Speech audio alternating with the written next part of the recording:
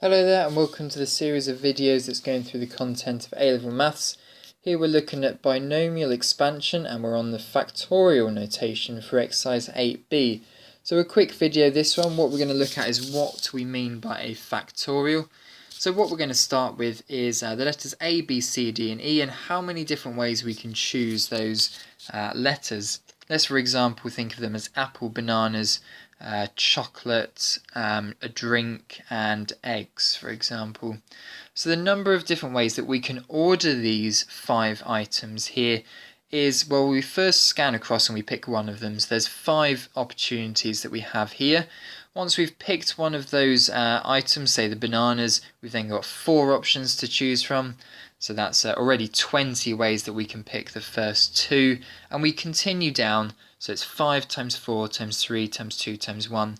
So out of these 5 items here, if we were to put these items in order, there would be 5 times 4 times 3 times 2 times 1 different ways that we could order them. And the way we would write this is a 5 with an exclamation mark. We've stolen one of the symbols from English and we use it to represent 5 times 4 times 3 times 2 times 1, or whatever number is at the front of your factorial here, that's where you start and you multiply all of the numbers down to 1. We're only working with whole numbers here, so you wouldn't have pi factorial, for example.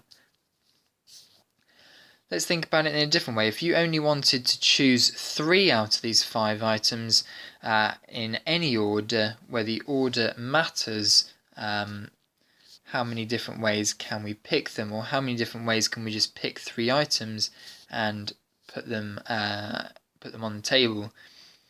So in this way here, we don't mind about the 2 items that are left behind. So in fact, this is just 5 times 4 times 3 different ways. So the way we can write this using our factorial notation is to times it all the way down to 1, and then do cancel out 2 times 1 on the bottom here, just like that. So we can think of this as 5 factorial over 2 factorial. So the top number here is how many different objects we have, and the 2 down here is how many we have left over after we've picked 3 of the items.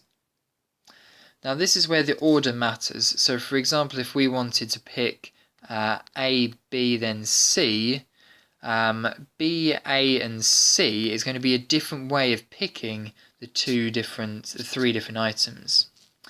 In the third example here, what we're going to look at is how many ways we can pick 3 of the items where we don't mind what order we get them in. So for example, if we got apples, bananas, then some chocolate, that would count as the same item as chocolate, banana, then apples. So for example, if we were to order the different ways of picking out apples, banana and chocolate, there'd be 6 different ways that we could arrange apples, banana and chocolate, and we're going to count that as one different orientation of picking our 5 items here. So if the order does not matter, then we can only include one of these. So what we're going to have here is we've got 6 different ways of ordering these here.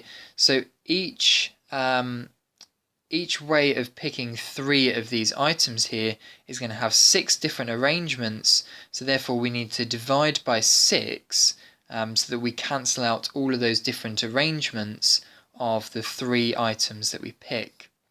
So here we're going to have 5 factorial over 2 factorial times 3 factorial. So this is the number of different ways that we can pick 3 of these items from a list where the order doesn't matter. So for example, apples, banana and chocolate would be different to apples, banana and a drink, but apples, banana and chocolate would be the same as chocolate, bananas and apple. Okay, so what we're choosing here is basically R items out of a list of n objects. So here what we can represent this as in general is n factorial if we have n number of items on our list here. With this expression down here, it's n factorial divided by n minus r factorial, where we're choosing r items from the from the list here, we cancel out on the bottom how many we're going to have left over. And the formula for this third expression here is n factorial over n minus r factorial. That's how many items we have left over. And then r factorial is going to represent the number of different ways that we can arrange those items that we have already picked. So we have to cancel those out. That's why it's divided by r factorial. So the number of different ways of choosing r items from a list of n items is n factorial divided by n minus r factorial times r factorial. And we have a button for this on our calculator. I'll show you this towards the end of the video. It's n choose r. It's usually near the divide button. It's usually a yellow letter where you have to press shift to use it. So a nice simple question to start off with here. Calculate 6 factorial. That's just 6 times 5 times 4 times 3 times 2 times 1.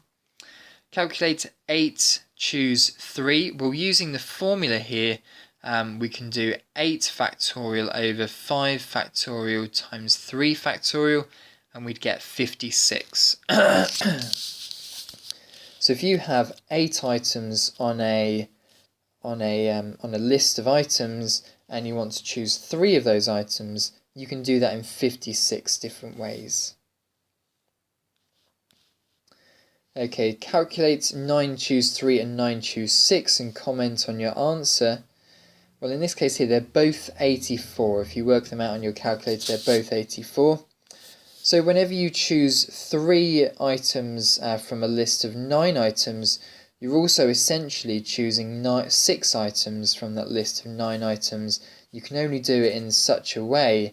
If you pick 3, you're effectively leaving out 6. So you're effectively solving the same problem here. If you've got 9 letters, A, B, C, D, E, F, G, H, I, 1, 2, 3, 4, 5, 6, 7, 8, 9, and if you pick 3 of them, this one, and this one, alternatively you could think of this as you've picked these 6 letters as well. So the problem here is absolutely identical if you pick 3 from 9 or 6 from 9. Right, have a go at these questions here from exercise 8b. After this, I'll show you where the button is on your calculator you need. Right, okay, well done for having a go at these questions here. So the second one here, let's show you that one. So it's going to be 15, and then the choose button you're looking for is this button down here. Near the divide, you're going to have to press shift and then the divide button to get the C up. Press 15 beforehand, and then choose 6, and you get 5005. With this question 2 here, what you need to do is 4 factorial over 2 factorial times 2 factorial. So this is going to be 4 times 3 times 2. We don't really need to write the 1, and this is on the bottom will be 2 times 2. So we'll cancel that out with the 4, and we'll get 6 as our final answer for 2a. Right, thanks very much for watching the video. Have a go at exercise 8b, but really you probably need to be getting on to exercise 8c to get onto the tough questions. Thanks for watching.